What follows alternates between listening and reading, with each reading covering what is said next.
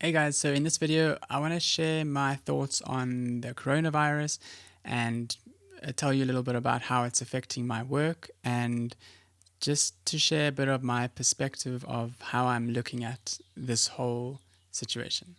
Beginning off with how it's impacting my work. So, as you know, I'm a photographer and a videographer and a video editor too. So, all my events were cancelled.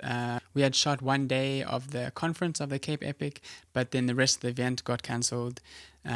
Things like, are we still going to get paid for the conference? We don't know yet. And then future events that I had lined up, to be honest, I didn't have that many. I had about two for the rest of the year that I knew about. And those have been cancelled or postponed, or they're so far ahead that they haven't been cancelled yet because we don't know what's going to happen.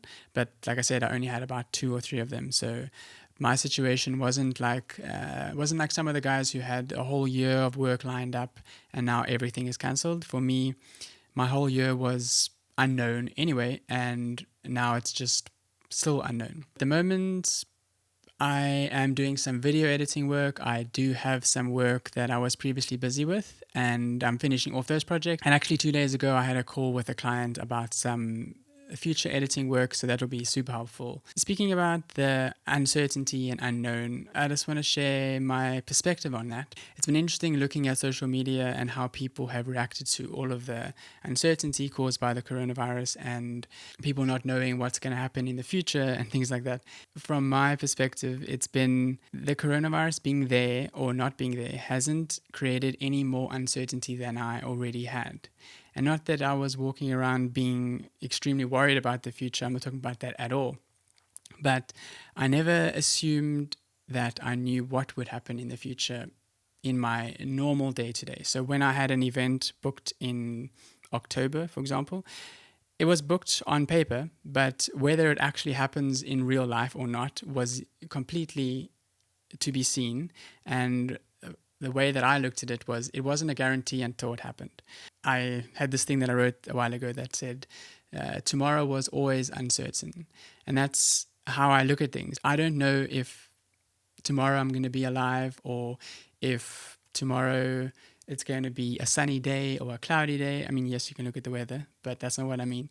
I never assumed that I know what's going to happen in the future. So from my perspective, it's always been uncertain, and something like the coronavirus hasn't really changed how I look at the future, because to me it always was uncertain, and now it's just uncertain in a different way maybe. I don't add an extra element of worry on that uncertainty. To me, the uncertainty isn't something that I need to worry about. It is like the very nature of being alive. We never know what it is. So it was something that I think once I accepted that I don't know what's going to happen in the future, that it took all that worry away. Because if I'm trying to make things happen in a certain way, then I'm going to worry that it's not going to work out the way I want it. But once I realized that, who's to say that it would ever work out the way I wanted to? And I let go of that and realized that nothing was ever certain, then it took all that worry away, because if it's always uncertain, then why worry about it?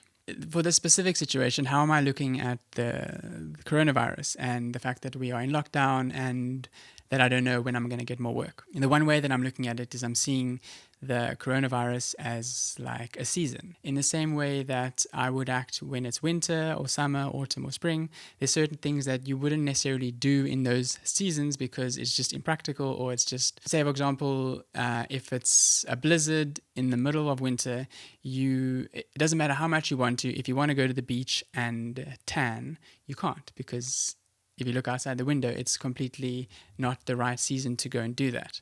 So in the same way, I'm looking at this coronavirus as like a season, and the sense of, okay, so because there's this thing happening outside, that's completely out of my control in the same way that the seasons are, I am going to act accordingly with the weather. In this situation is like, be at home, go to the shops if you need to, go to hospital if you need to, and that's about it. Obviously, we don't know how long the season's going to last, but sometimes we have a long winter and we also didn't know that it was going to last that long, and we just need to adjust. The other way that I'm looking at this situation is what becomes possible because of it. you can either look at a situation and see all the limitations that you have. Like if you look at the season thing again, okay, it's winter, so I can't go to the beach. I can't go for a run when there's a blizzard. I can't do all these things. You can either look at it that way, or you can look at it as, well, what can I do? And this is exactly how people came up with sports like snowboarding and skiing and stuff, because they were like,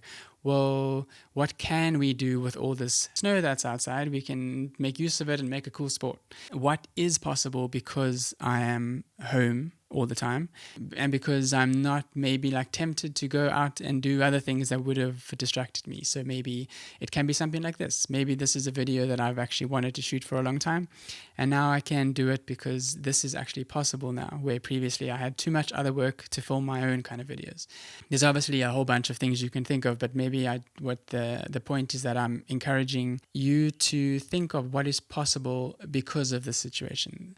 What can you do that you couldn't do before because you are stuck at home? So for me personally, things that this has created is, say, for example, doing these kind of videos. It's for me also a practice of being very present. If I'm keep looking into the future and wondering, like, when is it going to end? When am I going to get work? It's too much in the future, and I can look on the past the whole time too and be like, oh, remember the good times that we would be able to be outside and do all these things. But none of those things actually serve me. So for me, this is an opportunity to practice living in the present. And then also being in this kind of situation, it brings an opportunity to think of things that I'm grateful for. So I'm grateful that I have editing work sometimes, and I'm grateful that I have my camera stuff that I can actually film these kind of things and still keep on practicing what I do for work. I'm grateful that I live in this place that has a nice garden. There are so many things that I can think of that I'm grateful for, and that the practice of gratitude, I think, is very helpful in this kind of situation. Then the other thing, on sort of like a work note of things, as a freelancer, there are things that I'm known for doing. Like, I'm known for doing photography and videography and video editing, but there are things that I can do that can offer a service that I'm not necessarily known for. And I think something that I want to use this experience for is to be thinking outside of what I'm known for doing, because we don't know what's going to happen in the future. It could be that creating photos and videos isn't something that people need in the next couple of months. So me as a freelancer could either be like, oh, well, that's what I do and now I can't do it, so what am I going to do? But the other way of thinking of it is like, okay, so what can I do? What skills do I have that I can provide something that is needed now? If taking photos and creating videos isn't something that's needed right now in the sense of what clients need, is there something else that I can do? It is just possible that the thing that you're known for doing isn't something that's needed at the moment. So I guess I just encourage thinking outside the box of what you do and what can you do. A couple of years ago, I used to think about freedom a lot, especially when I was in a job that I didn't like, and I was thinking, oh, if I just had the freedom to do what I loved, everything would be cool. You know, I didn't want to have an office job, and I wanted to be outside. And for me, that was what freedom was. It was about doing the things that I love and only those things. You know, throughout the last 5 years, what's become clear to me is that, at least from my own experience, is that real freedom isn't doing the things that I want to do. It is about being how I want to be. And that is the quote. I honestly can't remember who actually said it. The concept is, if I say that freedom is doing only what I want to do, that means, for example, in this situation, the coronavirus, when they're saying you mustn't go to the beach, and I'm saying, well, I'm like free to do whatever I want, and I go to the beach, I go and get coronavirus because there's a whole bunch of other people who are also saying that, and we're all together at the beach giving each other coronavirus. Okay, there's your freedom. You went and chose something, but there's a consequence on it. To me, there's a much bigger thing about freedom, and that is about being how I want to be inside. When I'm talking about things like worrying about coronavirus, am I able to not worry about it because I choose that I don't want to worry about it?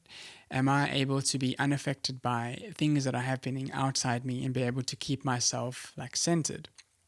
This for me is a real kind of freedom, and the only kind of freedom that that I actually have control over. And that is, am I able to be how I want to be? And if I think about how I want to be, I don't want to be someone who is like panicking about everything and always thinking the worst about things and worrying about things. For me, the freedom is being able to choose to not worry and actually not worry. So it's more than just saying, I'm not going to worry, but I'm still worrying inside. It is actually going through with it and being able to choose that. And it might seem like something that, well, I can't just make myself not worry, but it is actually possible. It just takes some practice, and maybe it takes a bit of meditation, or maybe it takes a bit of like not looking on what's on social media, which just causes lots of worry. So that's something that I would encourage to think about, is that, are you able to choose how you feel? And is the way that you are feeling because of your choice, or is it because it's just being affected by the outside? And if that's so, then what can you do about changing that? And also to think, how do you actually want to feel? Do you want to be in a state of worry? Do you want to be in a state of like panic? If you like those feelings, then yes, definitely go ahead and feel that because you're choosing it. But if you see that you don't have to do it, then what would you choose? This video has probably gone on a lot longer than I was thinking, but I just wanted to share those things with you and my perspective about this whole situation. And yeah, if you have any questions, let me know in the comments, and I'll see you guys in the next video.